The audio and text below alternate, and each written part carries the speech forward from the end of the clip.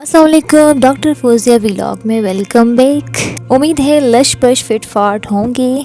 तो आज हमारे साथ एक brilliant obedient student, medical student मौजूद हैं और काफ़ी एक्टिव हैं। देखते हैं इनसे, जानते हैं थोड़ा सा मेडिकल के हवाले से, थोड़ा सा डाइजेस्टिव सिस्टम के हवाले से भी इनसे पूछेंगे और इनकी तारुफ भी आप लोगों के साथ कराएंगे कि कहाँ से बिलोंग करते हैं, क्या स्टडी करते हैं। So please introduce yourself, Abu Sab. I seek protection of Allah from the Satan, the rejected one, in the name of Allah, who is the most merciful and beneficent. My name is Abu Zar and I am the student of first year pre-medical in Pakistan Degree College, and inshallah I want to become a nurse for the service of humanity. For that very purpose, I go to a clinic and I know about stitches, how to take stitch, about injections, drips, cannula and general diseases as well. तो आज हम आपके साथ bulimia nervosa, जो कि common disease है और जो कि 95% लोगों में मौजूद होता है, लेकिन किसी को नहीं पता होता कि हमारे अंदर जो मसला चल रहा है तो ये इसका क्या नाम है, जो हम आप लोगों को एक्सप्लेन करेंगे कि 95% लोगों को इसका नॉलेज भी नहीं है। बुलिमिया नर्वोसा एक ऐसा इशू है जो कि हमारे साथ डेली रूटीन में चलता रहता है। इसमें सम टाइम ऐसा होता है कि हमारे सामने जो फूड पड़ा होता है तो हम लिमिट से ज़्यादा खा रहे होते हैं, हमें नहीं पता होता। जब लिमिट हम क्रॉस कर लेते हैं, फिर इसके बाद वोमिटिंग का आना, स्टमक पेन, एब्डोमिनल पेन, इसके साथ माइंडसेट ऐसा हो जाता है कि हम एंजाइटी का शिकार होते हैं। हमें लगता है ऐसे कि हमारा वेट गेन हो जाएगा और फिर इसके साथ हमारे माइंड में ये बातें भी चलती रहती है कि इसके साथ हमारा जो वेट गेन हो जाएगा, हम मोटे हो जाएंगे, हम बुरे लगेंगे। और ये सारे इश्यूज़ हमें ऐसे स्टेप लेने पे फोर्स करती हैं कि हम कोई ऐसे एंटीबायोटिक्स ले लें। सो सम टाइम हम लेक्सेटिव और ओवर एक्सरसाइज स्टार्ट करते हैं कि जो एनर्जी, न्यूट्रिशन, मिनरल हमारी बॉडी को मिले होते हैं ताकि इसके थ्रू वो दोबारा से रिलीज़ हो जाए और हमारा वेट गेन ना हो जाए। बुलिमिया नर्वोसा का ज़्यादा परसेंटेज जो फीमेल और टीन एज के बच्चों में ज़्यादातर होता है। कॉमन साइन सिम्टम्स जो बुलिमिया नर्वोसा के पेशेंट्स में पाए जाते हैं वो आपके साथ एक्सप्लेन करेंगे। बुलिमिया नर्वोसा इफेक्टेड पीपल ज़्यादा देर तक एक्सरसाइज करते हैं, going the bathroom during meal, body weight that goes up down, constipation, diarrhoea, nausea, abdominal pain, dehydration. Bulimia nervosa के साथ एक दूसरी भी इश्यूज जो है वो फीमेल में ज़्यादातर होती हैं, लेकिन फीमेल्स को पता नहीं होता। इर्रेगुलर मेंस्ट्रुएशन और lack of menstrual periods in female, damage tooth, bad breath, sore throat और mouth sores, depression. Treatment of bulimia nervosa affected people, ज़्यादा से ज़्यादा एक्टिविटी में इन्वॉल्व करना, इंटरटेनमेंट के लिए लेके जाना, स्ट्रेस और डिप्रेशन से बचाना, उन्हें ये रियलाइज़ कराना कि आप जैसे भी हैं आप बहुत अच्छे लगते हैं। देखा जाए तो इस तरह तो डिजीज़ बहुत सारे हैं, लेकिन उसमें जो कॉमन है वो हम डिस्कस करेंगे आज। उसमें जो है फर्स्ट है वो गैस्ट्रोएंटेराइटिस, जो कि बैक्टीरियल और वायरल इन्फेक्शन है।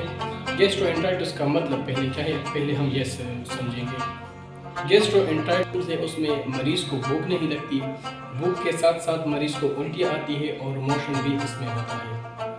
और इसके अलावा जो है समटाइम्स बुखार भी आता है और मरीज़ के पूरा जो बॉडी है उसमें पेन होता है। तो उसको कैसे पता चलता है कि मतलब ये हमें स्टमक प्रॉब्लम है या कोई और मसला है? इन साइन सिम्टम्स को फील करते हुए उनको खुद ब खुद पता चलेगा जब वो डॉक्टर के पास जाएंगे। तो ये बिल्कुल गैस्ट्रोएंटेराइटिस जो है वो डिजीज़ है।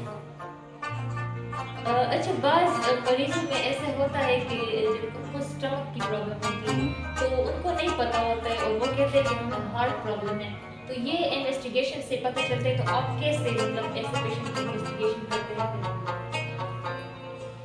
फर्स्ट ऑफ ऑल जो है वो हम अगर देखें तो सारे जो है वो फीमेल्स जो है वो अनएजुकेटेड, तो इसकी वजह से उनको सही तरह पता नहीं होता कि हार्ट कहाँ होता है और स्टमक कहाँ होता है। लेकिन ये जब आता है ये दर्द या ये सोजश, बाज़ पेशेंट को जो है स्टमक प्रॉब्लम होती है तो उसके स्टमक मतलब उसको स्टमक पेन आ जाता है, या उसको लीवर प्रॉब्लम होती है, या उसको हार्ट प्रॉब्लम होता है, लेकिन उनको नहीं पता होता कि हमें मसला क्या है।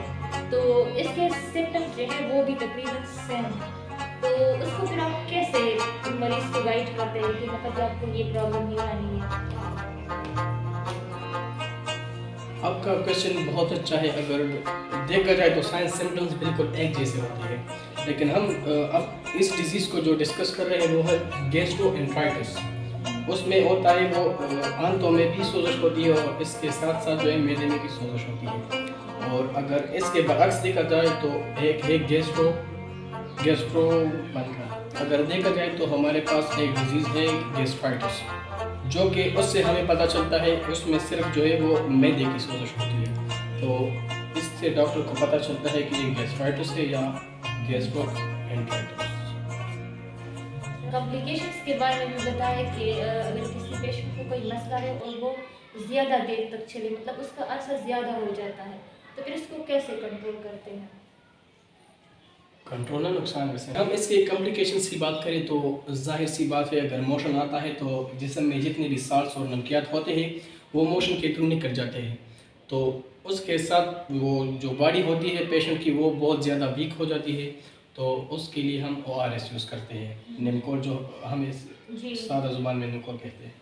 तो इसके बाद तो बास टाइम ऐसे हो जाते हैं कि मतलब ज़्यादातर ORS भी अगर हम यूज़ करते हैं तो पेशेंट का मसला उससे कंट्रोल नहीं होता, तो उसके बाद फिर कौन सा स्टेप लेते हैं आप?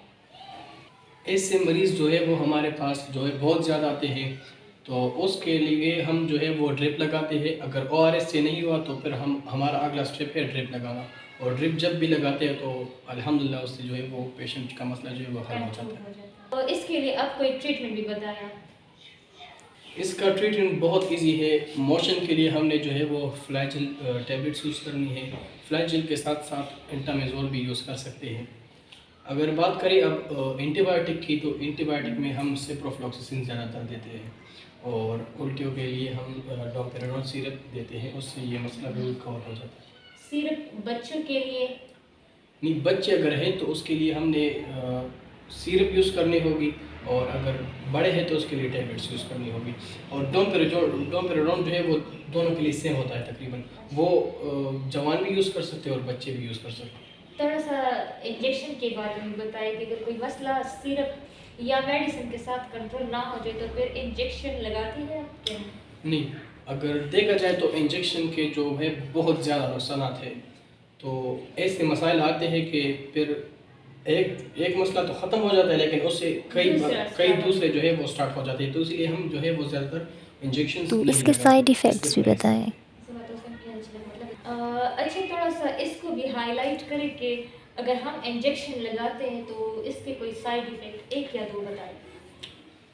इसके साइड इफ़ेक्ट्स अगर देखे जाए तो गिनने के काबिल नहीं, बहुत ही ज़्यादा है, लेकिन हम अगर एक दो बताना चाहें तो इसमें फ़र्स्ट है कि वो हमें तो पता नहीं होता कि कौन से बंदे की कौन सी मेडिसिन से जो है वो एलर्जी है, तो हम ऐसे इंजेक्शन लगा देते हैं कि उसके ऊपर एलर्जी आ जाती है, वो इनसे एलर्जिक होते हैं, तो उसका भी बहुत बड़ा प्रॉब्लम होता है।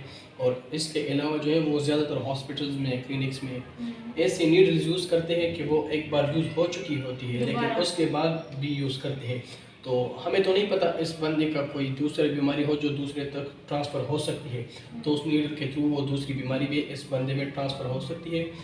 एक तो ख़त्म हो जाती है, लेकिन ऐसी बीमारी उसमें आ जाती है कि उसके ख़त्म होने का नाम व निशान भी। अच्छा जी, तो मास्टर अच्छा, बस टाइम अगर इंजेक्शन लगाना बहुत ज़रूरी हो जाता है कुछ पेशेंट के लिए जो मेडिसिन से कंट्रोल नहीं होते, आप कहते हैं कि इंजेक्शन के मतलब ज़्यादा नुकसानात भी हैं, वो तो है, वो तो हमें भी पता है, लेकिन बास पेशेंट के लिए ज़रूरी होता है, तो उसके लिए फिर आप क्या करते हैं? उसके लिए हमारे पास एक सोल्यूशन है। एक तो जो है वो डिस्पोजेबल इंजेक्शन जो है वो सिर्फ एक बार यूज़ करते हैं, और इसके अलावा जो इंजेक्शन होता है तो इसके साथ जो है वो एंटी एलर्जिक भी यूज़ करते हैं, तो उस बंदे पर कोई नुकसान आने नहीं देता। काफ़ी इंफॉर्मेटिव वीडियो है, इसे ज़रूर शेयर करें आगे दूसरों के साथ भी। नेक्स्ट व्लॉग तक